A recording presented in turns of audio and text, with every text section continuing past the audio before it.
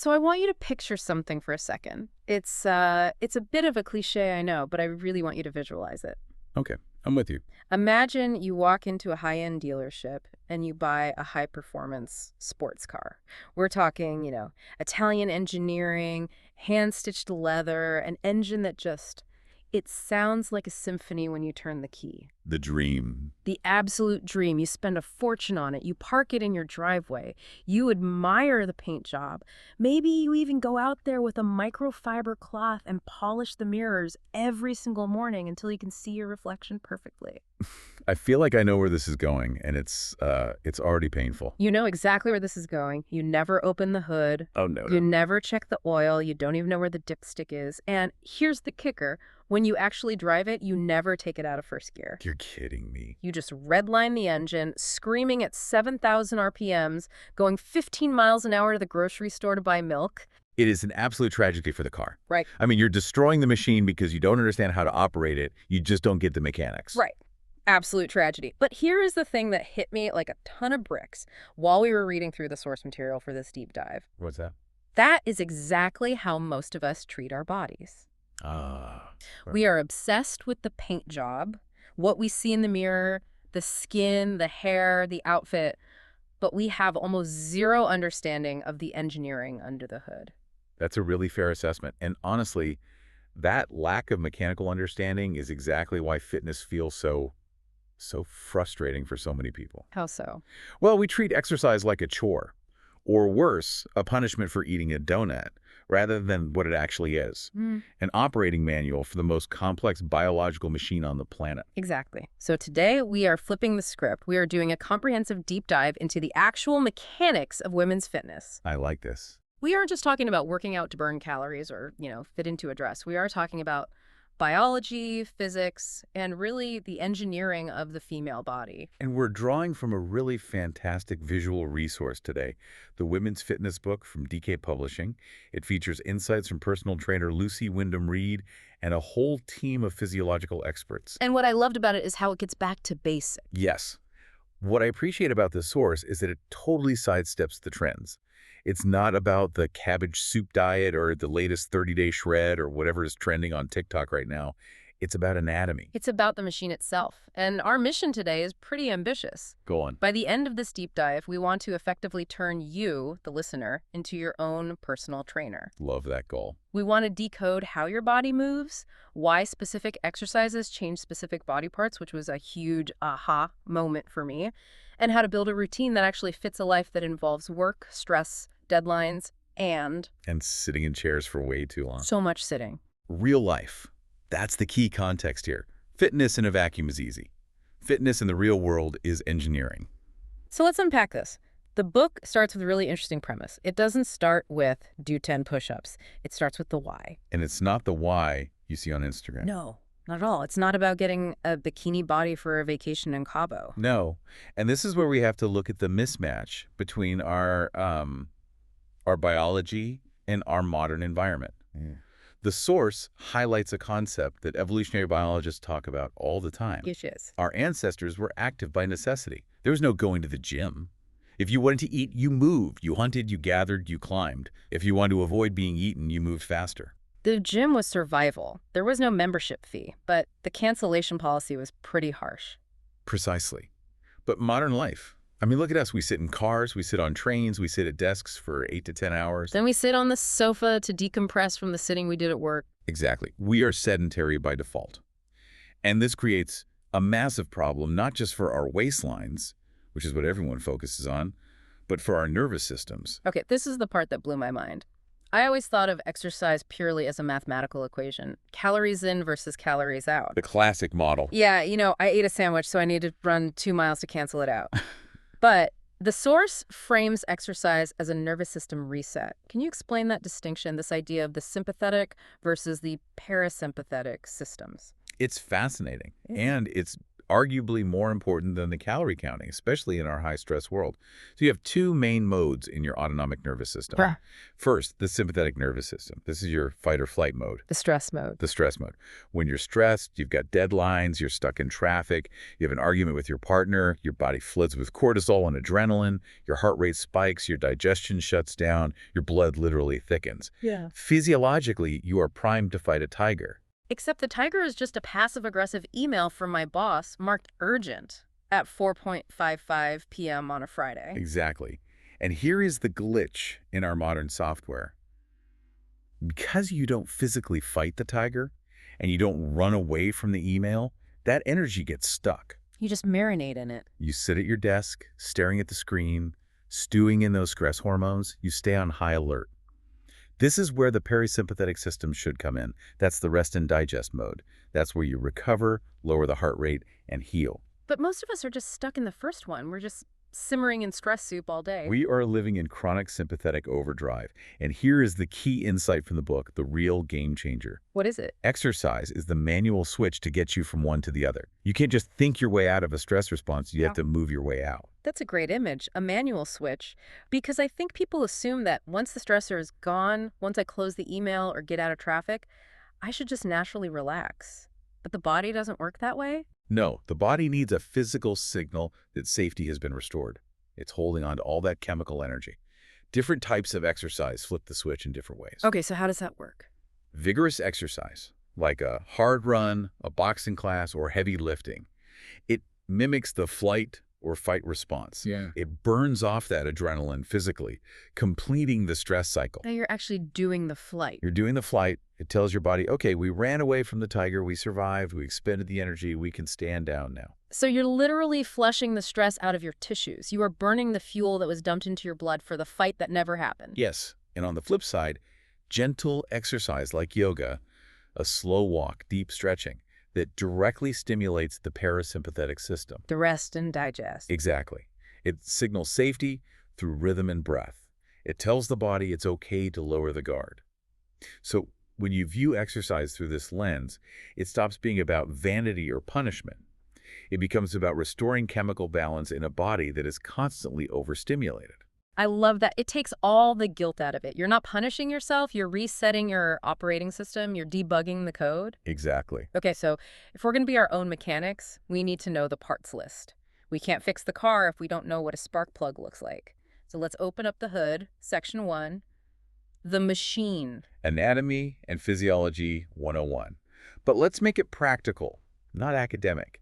We don't need to memorize Latin names for the sake of it, but we do need to know what connects to what. Right, so let's start with the chassis, the skeleton. The foundation, the absolute framework. An adult skeleton has 206 bones. Now, I think a lot of us picture bones as these dry, brittle sticks just, holding us up like a scarecrow. Right, like something you'd see in a science class. But they are living tissue. They are constantly breaking down and rebuilding themselves based on the stress you put on them. They act as levers. Every time you move, a muscle is pulling on a bone to create leverage. And it's that stress you put on them part that's so key for fitness, isn't it? The idea that weight-bearing exercise tells your bones to get denser. It's a direct conversation with your skeleton. The impact from running, the tension from lifting weights. It signals to your bone cells to lay down more mineral deposits. It's why exercise is so crucial for preventing osteoporosis later in life. So use it or lose it, literally. Quite literally. And where those bones meet, we have joints. The book gets specific about synovial joints. I feel like I see that word on supplement models all the time. Supports synovial health. But what actually is a synovial joint? I have no idea. I just nod and assume it's important. It's very important. So most of the joints we exercise and worry about, your knees, elbows, hips, shoulders, are synovial. The moving parts. All the moving parts.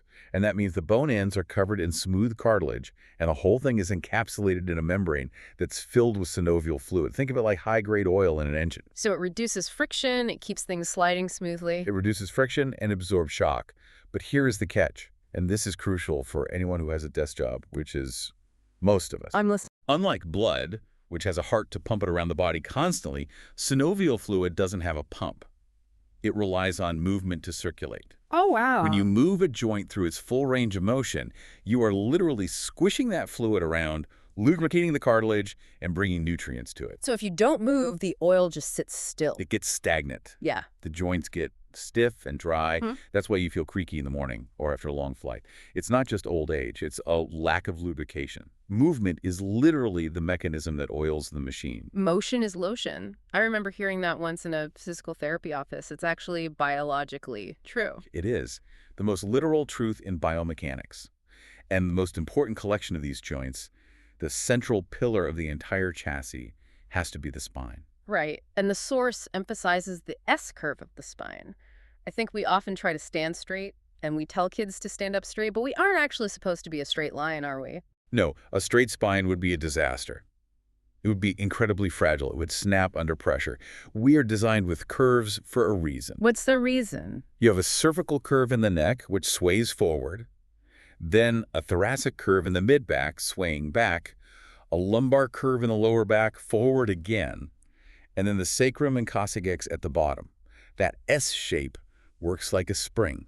A spring. I never thought of it that way. Absolutely. Every time you take a step, run, or jump, gravity puts force on you. That S shape compresses and rebounds to absorb the shock.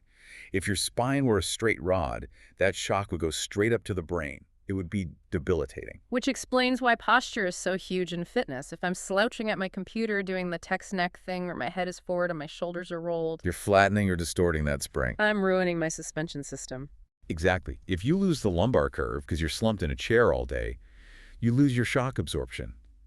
You are compromising the structural integrity of the machine before you even pick up a weight. This is why the book puts such a heavy emphasis on finding neutral spine alignment before you do any exercise. If the chassis is bent, the car won't drive straight. Okay, so that's the frame. Now let's talk about the engine, the muscles. The book distinguishes between 3 types, and I'll be honest, before reading this, I usually just thought muscle's muscle. Most people do. It's a common oversimplification.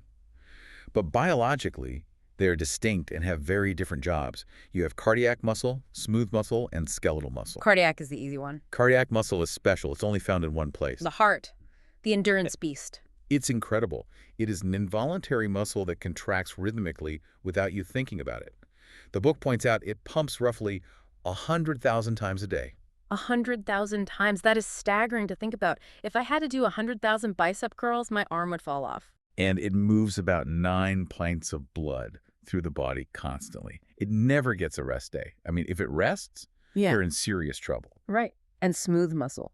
Then you have smooth muscle. This is also involuntary, and it's found in your internal organs, your gut, your blood vessels. It helps move food through digestion or regulates blood pressure by constricting veins. You can't flex your smooth muscle. You can't show off your smooth muscle at the beach. Which brings us to the ones we can control, the ones we spend all our time working on. Skeletal muscle. The 600-plus muscles attached to our bones via tendons. This is what we train in the gym. This is the cosmetic muscle and the functional movement muscle. And the book gives us a nice geography of these muscles, splitting them into anterior, which is the front. And posterior, which is the back. Exactly. Let's run through the greatest hits, just so we're all speaking the same language. On the front, the anterior, we've got the pecs, Your chest muscles. the biceps, the quads on the front of the thighs, and everyone's favorite, the rectus abdominis. The six-pack muscle. But I want to pause on that one for a second. We obsess over the six-pack for vanity, but its actual mechanical job is spinal flexion bending you forward. Like in a crunch. Exactly. It's not just there to look good in the crop top. It's a stabilizer that protects the internal organs and helps you curl forward. It's a functional muscle, first and foremost. And on the back, the posterior. On the back, you have the trapezius and lats in the upper back. These are crucial for posture, especially for desk workers who need to pull their shoulders back and down. The anti-slouch muscles. The essential anti-slouch muscles. Then you have the triceps on the back of the arms and the absolute powerhouse of the lower body, the glutes and hamstrings. I feel like the glutes are having a massive cultural moment right now. Everyone wants better glutes. They are, and for good reason, but not just aesthetic reasons. Functionally, they are the engine of walking and running. Weak glutes lead to back pain, knee pain, you name it. They are the base of your power. And we weaken them by sitting on them. We crush them and we put them to sleep. We call it gluteal amnesia. They literally forget how to fire properly because they're inactive for so long. A huge part of modern fitness is just waking them back up. Gluteal amnesia. I think I have that on Monday mornings. Now, knowing where these muscles are is one thing, but connecting to them is another. There's a term in the book that I think is the secret sauce of athleticism, proprioception. It Yes. sounds like a Christopher Nolan movie title. It does, but it's essentially your body's GPS. It's an incredible system. So what is it exactly? Proprioceptors are tiny sensory receptors located inside your muscles, tendons, and joints. They constantly send data to your brain, telling it exactly where your limbs are in space and how much tension is on them. So when I close my eyes and I can still touch my nose, that's proprioception. Exactly. You don't have to look at your hand to know where it is. If you didn't have proprioception, you'd have to watch your feet every time you took a step to make sure they were actually touching the ground. It would be exhausting. And does exercise change this? Or is it just fixed at birth? It absolutely changes it. This is one of the biggest benefits of training that nobody talks about. When we exercise, especially with complex movements like dance, yoga, or lifting free weights, we are sharpening this brain-body connection. We are upgrading the GPS software. So we're increasing the bandwidth between the body and the brain. 100%. This improves coordination, balance, and crucially prevents injury. Think about it. If you step on a crack in the sidewalk, a well-trained proprioceptive system reacts instantly in milliseconds to stabilize your ankle. A poorly trained one reacts too slow, the ankle rolls, and you have a sprain. As we age, proprioception naturally declines, which is why falls are so common in the elderly. Exercise keeps that system sharp and responsive. So exercise is literally training the brain to map the body better. That's a cool way to look at it. It's not just about bigger muscles, it's about smarter muscles. Exactly. Okay, so we have the parts, we know the frame and the engine. Now let's talk about how they move. This was for me the most light bulb moment of the entire reading. Section 2, the physics of movement. This is where we get into why so many people exercise but don't see the shape changes they want. It comes down to understanding the planes of movement. Planes of movement. This sounds technical, like geometry class, but the source breaks it down beautifully. There are 3 planes. Let's walk through them, because this explains why my gym routine might be failing me. Okay. So the first, and the one we all know, is the sagittal plane. Imagine a pane of glass dividing your body into left and right halves. Got it. Movement along this pane is forward and backward. Think about your day. You walk forward, you sit down, that's bending forward at the hips, you walk upstairs. Even in the gym, running on a treadmill, doing a bicep curl, doing a standard squat, it's all forward and back. Correct. That is the sagittal plane. And here's the problem. Most people live and train 95% of their time in the sagittal plane. We are linear, forward-moving creatures. We are sagittal dominant. We're like those little wind-up toys that only go in one direction. We are. But the body is 3D. So the second plane is the lateral, or frontal plane. Imagine a pane of glass dividing you into front and back halves. Okay. This is sideways movement, jumping jacks, side lunges, lifting your arm out to the side. Which we rarely do in real life unless we're, what, shuffling sideways through a crowded movie theater row? Or maybe sidestepping a puddle. Yeah. Basically, yes. Yeah. It's a severely neglected plane in modern life. And the third one? The third plane is the transverse plane. This is rotation, twisting the waist, swinging a golf club, looking over your shoulder to park the car. Okay, so here's where it gets really interesting. The book uses this analogy of the Russian doll to explain why we need all 3 planes. I love this analogy because it's so visual. Can you break it down? It's a brilliant visual. Imagine your body as a Russian nesting doll. You want to get to the smaller doll inside. You want to trim down, tone up, reveal the shape underneath. Right, that's the goal for a lot of people. If you only do sagittal exercises, walking, running, squats, you are effectively smoothing down the front and the back of the doll. Like wrapping a gift really tight but only pulling the paper on the top and bottom? Exactly. You're flattening the front and back, but you're leaving the sides completely untouched. The doll doesn't get smaller. It just gets rectangular. Oh, wow. I never thought of it like that. To actually trim down the outer layer to reveal the next doll size, you have to engage the lateral and transverse planes. You have to pull the muscles in from the sides. That makes so much sense. So if I want a tighter waist, I can't just do crunches. Crunches are sagittal. They just fold me forward. Precisely. Crunches strengthen the rectus abdominis, that six-pack muscle, but they don't cinch the waist in. To cinch the waist, you need to twist. You need to work the obliques in the transverse plane. You need to do side bends in the lateral plane.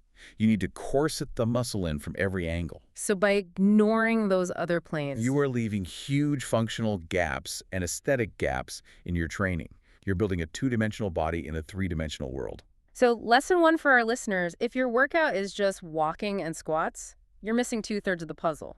We need to move sideways and we need to twist. And functionally, this is so important for injury prevention.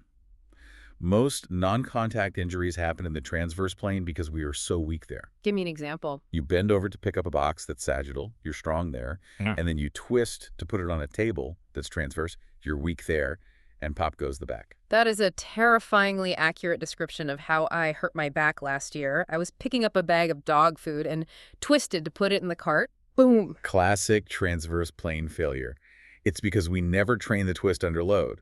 So when life asks us to, the system fails. Okay, let's do a quick glossary of movement terms from the book, just to demystify the jargon you might hear in a class or read in a fitness blog. First up, flexion and extension. Simple. Flexion is bending a joint to make the angle smaller. A bicep curl, when you bring the weight up, is flexion of the elbow. And extension is straightening it. Extension is straightening it out. Lowering the weight in that bicep curl is extension. And abduction versus adduction. I always mix these up. They sound exactly the same in a loud gym. There's a really easy way to remember this. Think of abduction, like being abducted by aliens. You are being taken away. Okay. So abduction is moving a limb away from the center of the body. Lifting your leg out to the side is hip abduction. Taken away. I like that. So adduction is the opposite. Yes, adduction has the word add in it. You are adding the limb back to the center line. Squeezing your legs together is hip adduction. Add to the center. Perfect. I'll never forget that now. Okay, moving on to section 3, the toolkit. The book divides exercise into two main pillars, cardio and sculpting. It's a classic distinction, but an important one to understand deeply because they do very different things to the machine. Let's start with cardio. Cardio is aerobic. It involves the heart and lungs, things Right. like walking, running, cycling, swimming, dancing. The goal here is the efficiency of the oxygen delivery system. You're training the engine to pump fuel better and for longer. And sculpting is what we usually call resistance training. Weights, Pilates, yoga. Right. This is about structural change. It's about muscle definition, strength, connective tissue density. And the core principle here, the absolute rule that governs all progress in sculpting, is the overload principle. This is the part where the book tells us we have to get comfortable with being uncomfortable. There's no way around it. The body is an incredibly efficient machine. It wants to do the least amount of work possible to survive. It's an energy-conserving machine. It's lazy. It's smart. It doesn't want to waste resources. So if you lift a weight that is easy for you, your body says, I can handle this with my current hardware. No need to spend energy upgrading. So you're just spinning your wheels, you're moving, which is good for the joints and burns a few calories, but you aren't changing the structure. You're maintaining. But the overload principle states that the body only adapts if it is exposed to a load larger than normal. You have to create a demand that your body can't currently meet easily. You have to reach the point of challenge. And the source defines this as the moment where you feel you physically can't do anymore, the burn, the shake, and then the book says you have to try to do just a little bit more. That's the magic zone. It's those last 1 or 2 repetitions where your muscle is shaking and your brain is screaming, stop. That creates a powerful chemical signal. It tells the body, alert, we are underpowered for this environment. We need to build more muscle fiber. We need to strengthen the bone. But if you stop when it starts to burn, You're stopping right before the signal is sent. You're knocking on the door but running away before anyone answers. so the first 10 reps are just to get you the last 2. The last 2 are where the money is. Exactly. It's the difference between telling your body, this is easy, and telling your body, we need reinforcements. Now, whenever we talk about building muscle and lifting heavy and overload, especially for women, we have to address the elephant in the room. Or rather, the fear of becoming an elephant. The bulky myth. Ugh. It is the most persistent myth in women's fitness. I hear it every single day. If I lift heavy weights, I'll look like a bodybuilder. I'll get a thick neck. I'll rip my shirts. I just want to tone. I don't want to get big. I hear that all the time. Let's look at the biology to debunk this once and for all because it holds so many women back from getting the results they want. Please. To get bulky, like a professional female bodybuilder, Yeah. think of those competitors on stage. You need 3 things. 1, an intense, heavy calorie surplus. You have to eat huge amounts of food to fuel that kind of growth. 2, a very specific type of hypertrophy training designed for maximum size, which is not what's in this book. And 3, this is the most important one, testosterone. Which women simply don't have in large quantities. Right. Men have significantly more testosterone, which is the primary hormone for driving massive muscle size. Women have a fraction of that. So the source makes this very clear. Resistance training for women, especially the high-rep endurance style found in this book or in most general fitness plans, creates a lean, dense, defined look. It tightens the package. It doesn't inflate it. So it's more like shrink wrapping. That's a good analogy. Yeah. And here's another key fact. Muscle is denser than fat. It takes up less space.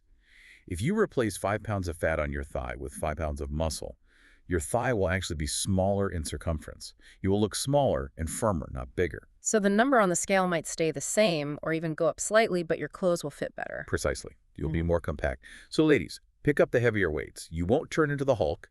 You'll just look like a fitter, stronger, more defined version of you. And there's a metabolic bonus, right? A huge one. Muscle is metabolically active tissue. It burns more calories just sitting there at rest than fat does. Fat is basically stored energy. It's dormant. Muscle is active. It needs fuel just to exist. So the more muscle you build, the higher your resting metabolic rate becomes. That is the dream, burning more calories while sleeping. It's the closest we can get. Okay, so we know we need to overload the muscles, but not all bodies are the same. This is section 4, customization. The book really pushes back against the one-size-fits-all approach to fitness. It does, and it starts with how we measure ourselves, which is a really important place to begin. We've all heard of BMI, right? Body mass index. The dreaded BMI, it feels very outdated. It's just a chart in a doctor's office that seems designed to make everyone feel bad. It is a rough, and I mean very rough, instrument. It's a calculation based purely on your height and your weight. For the general sedentary population, it can be a vague guide, but for anyone who is active, it's terrible. Because it doesn't know the difference between fat and muscle. Exactly. As we just said, muscle is much heavier and denser than fat. A fit, athletic woman with a lot of muscle mass, think of a sprinter or a CrossFit athlete, might clock in as overweight or even obese on a BMI chart, even if she has very low body fat and is incredibly healthy. So using BMI can actually be discouraging if you're gaining muscle and losing fat because the scale might not move or might even go up. You might think you're failing when you're actually succeeding. Correct. So the book suggests a much better metric, the waist-to-hip ratio. This sounds a bit more scientific. How do we do it? It's simple, and it's a much better predictor of health risks. You take a measuring tape and measure your waist at its narrowest point, which is usually just above the belly button. Okay. And then you measure your hips at their widest point. Then you divide the waist number by the hip number. And we're looking for a specific threshold here. Yes. For women, the book flags a ratio above 0.85 as a concern. If your ratio is above 0.85, it indicates you're carrying a disproportionate amount of weight around the midsection relative to your hips. And this is the dangerous visceral fat we always hear about. Right. It's not just the pinchable fat under the skin, which is called subcutaneous fat. It's the fat deep inside the torso, surrounding your liver and your pancreas. That's the metabolically active, dangerous stuff. Why is it so dangerous? Visceral fat is inflammatory. It secretes hormones and inflammatory substances that are linked to insulin resistance, diabetes, heart disease, and metabolic syndrome. So that 0.85 number is a crucial health dashboard light. It matters a whole lot more than the number on the scale. And this leads us to body shapes. The book uses the classic fruit analogies, apples and pears. I know these can feel a bit cliche and maybe a little reductive. They can, but from a training perspective, they're actually really useful guides to where our bodies tend to store energy. It's about strategy. Exactly. They tell us about our hormonal tendencies and where we need to focus our efforts. It's not about shaming a shape. It's about strategic engineering for that specific chassis. Let's break down the apple first. What are the characteristics? The apple shape tends to store weight around the midsection, the tummy, the waist, the back. This is that visceral fat territory we just mentioned. Apples often have slimmer legs and hips, but a rounder torso. So if you're an apple, what's the strategy? We know you can't spot reduce fat, right? I can't just do 1,000 crunches to melt belly I fat. can't spot reduced fat? No, that's a huge myth. Doing crunches won't burn belly fat specifically. It will just build the muscle underneath the fat. The strategy for apples is twofold. What's that? First, you have to prioritize fat-burning cardio to reduce the overall body volume and specifically target that visceral fat, which responds well to cardio. Second, you combine that with waist and chest sculpting to create definition in the core. So the book recommends workouts with names like bikini body or fabulous abs. Right. You're trying to cinch that middle with transverse and lateral plane exercises while burning off the visceral fat with cardio. Also, visceral fat is often linked to cortisol sensitivity, so stress management is huge for apples. Yoga and sleep are actually fat loss tools for this body type. That is fascinating. The why we talked about at the beginning is even more important for apples. 100%. Okay, and the pair. The pear carries weight in the hips, thighs, and buttocks. This is usually that subcutaneous fat, the pinchable kind. Correct. It's actually healthier from a disease risk standpoint than the apple's visceral fat, but it is often harder to shift because the female body holds on to it for reproductive energy reserves. It's stubborn.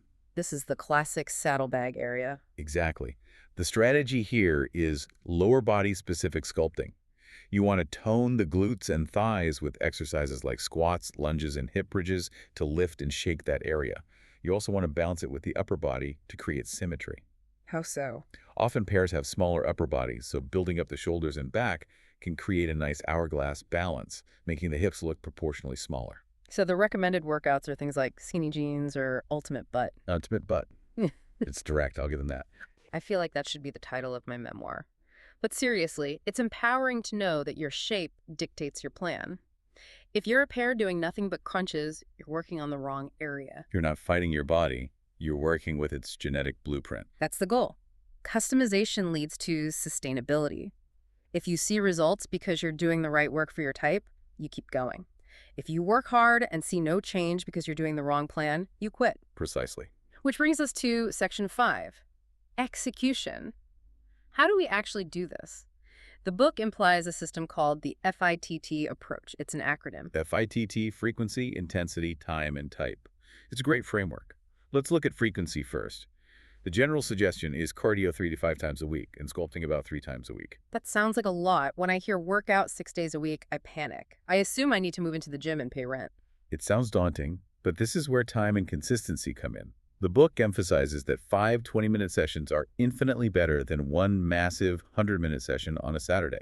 The weekend warrior approach. I think a lot of us do that. We do nothing all week because we're too busy, then try to kill ourselves in the gym for 2 hours on Saturday to make up for it.